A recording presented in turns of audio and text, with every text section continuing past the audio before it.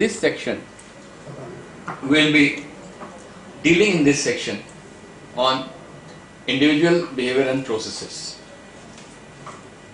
No matter how sophisticated human beings become, the basic psychology of human beings has changed very little, and that is why it is very important to understand the processes which determine the human behavior. One of the very important such processes is perception. Defining perception is not very easy, yet we can say that perception is the process of giving meaning to raw sensory data. The fact is that we don't see things as they are, rather we see things as we are. Famous psychologist William James had said that part of what we perceive comes from the environment, but a part of it almost always comes from our minds. The process of organizing and interpreting information, enabling us to recognize meaningful objects and events, is what we call perception.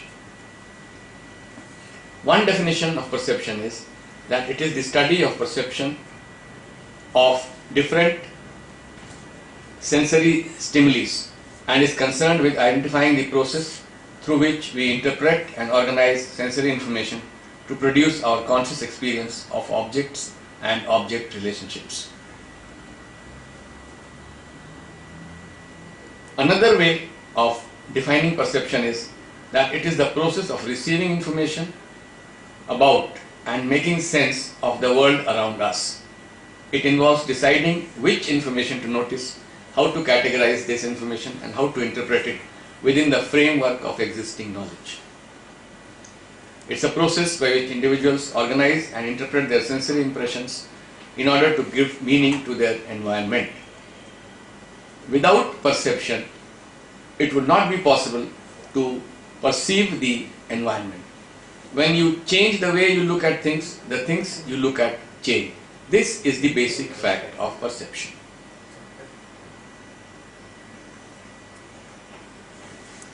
कितना minute हुआ?